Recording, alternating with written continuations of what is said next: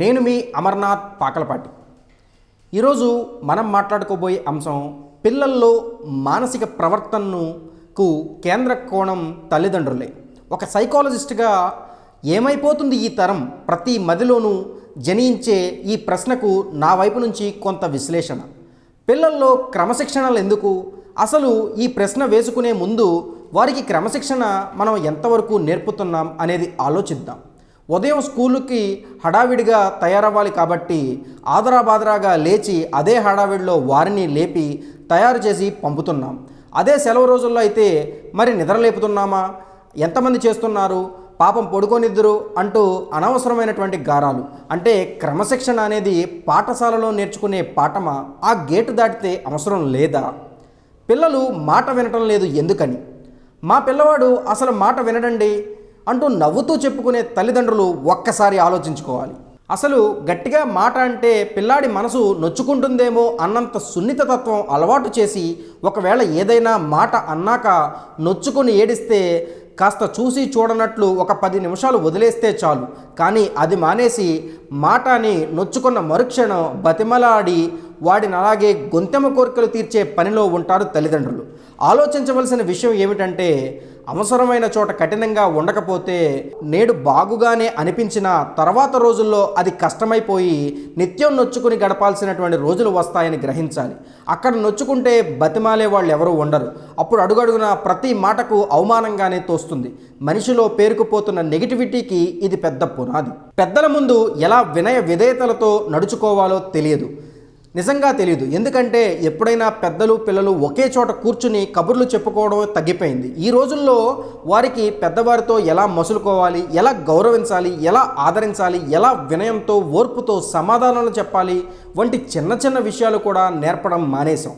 2 ప్రశ్నలు వేస్తే 3వ ప్రశ్నకు జవాబు ఇవ్వడానికి చిరాకు పుట్టేటువంటి పరిస్థితి పిల్లలకు వస్తుంది. పెద్దవారు ఎదురైతే శిరస్సు వంచి నమస్కరించే సంస్కారం పిల్లలకు నేర్పుతున్నది ఎంతమంది? పుట్టినరోజులు పండగల్లో ఇంట్లోని పెద్దవారికి పాదాభివందనాలు చేసి వారి ఆశీర్వచనాలు తీసుకోవాలని ఎంతమంది పిల్లలకు తెలుసు? అబ్బే మా వాడికి నచ్చదండి, వాడికి సిగ్గండి అంటూ ఎప్పటికప్పుడు తల్లిదండ్రులు వెనకేసుకొచ్చినంతకాలం పిల్లలకి ఇటువంటి విలువలు, బిహేవియరల్ స్టడీస్, మేనర్స్, పర్సనాలిటీ లాంటి క్లాసులకు డబ్బులు పెట్టి నేర్పించాల్సిన దౌర్భాగ్యం పోదు. ఎందుకు పిల్లలు ఓవర్గా స్పందిస్తున్నారు? మా వాడిని ఏమీ అనకండి, కోపం వస్తుంది, భోజనం కూడా చేయడు అంటూ సున్నితంగా పెంచి చిన్న చిన్న విషయాలకే ఎక్కువగా ఆలోచించి ఏ విషయానికి ఏ స్థాయిలో స్పందించాలో తెలియక నేడు ఎంతోమంది పిల్లలు మార్కులు సరిగ్గా రాలేదని, స్కూల్లో మాస్టారు తిట్టారని, ఎవరో అమ్మాయి ప్రేమించలేదని, తండ్రి గట్టిగా మందలించాడని ఇలా ఆత్మహత్యలకు పాల్పడుతున్నారు. జాగ్రత్త వహించి ప్రతి విషయాన్ని ఇంట్లో నిర్భయంగా చర్చించే అవకాశాన్ని కల్పించాలి. మావాడు కంప్యూటర్ గేమ్స్లో మొదలు పెడితే అసలు ఆపకుండా ఆడతాడు. ఇది నేటి పిల్లలందరికీ అలవాటుగా మారిన జాడ్యం. ముందు తల్లిదండ్రులు వారి పనులకు ఇబ్బంది కలగకుండా ఉండడం కోసం పిల్లలకి అందించడం జరిగింది. ఇప్పుడు వారు దానికి అలవాటైపోయి బానిసలుగా అయిపోయారు. ఇది వారి పసి హృదయాలను అంతగా ఆకట్టుకుంటూనే ఉంది. వారి సమయంలో వారికి తెలియకుండానే ఎలా వృధాగా పోతుందో వారికి తెలియదు. ఇలాంటి వస్తువులు లేదా టీవీ వారికి అలవాటు చేసి ముందుగా సమయపాలన, క్రమశిక్షణ మరియు సమయానికి విలువ తెలియజేసేలా తల్లిదండ్రులుగా విడమర్చి చెప్పడం అవసరం. ఒకవేళ మారం చేస్తే కాస్త గట్టిగా మందలించైనా సరే ఆ మార్గం నుంచి బయటపడేలా చేయడం తల్లిదండ్రుల బాధ్యత. వారి మనసు మళ్లించి ఇతరులైనటువంటి మంచి అలవాట్లను ప్రోత్సహించడం అవసరం.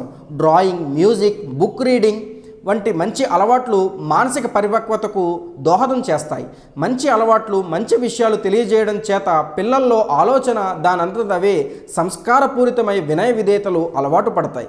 ఏది ఏమైనప్పటికీ పిల్లలు సక్రమ మార్గంలో నడుచుకోవాలంటే తల్లిదండ్రులు నిరంతరం వారి పట్ల శ్రద్ధాశక్తులతో వారిని పరిరక్షించుకోవడం అవసరం. తల్లిదండ్రులలో మార్పు వస్తేనే పిల్లల్లో మార్పు వస్తుంది. మన సభ్య సమాజానికి అద్భుతమైనటువంటి వనరులుగా నేటి బాలలే రేపటి పౌరులు కాబట్టి అద్భుతమైనటువంటి పౌరులను అందించాల్సిన బాధ్యత తల్లిదండ్రులది. ఎందుకంటే తల్లే మొదటి గురువు కాబట్టి మనందరి బాధ్యత మనం సక్రమంగా నిర్వహిద్దాం. రేపటి తరానికి మంచి ఉజ్వల భవిష్యత్తును అందిద్దాం. Thank you for watching. Please like and subscribe Eagle Andhra.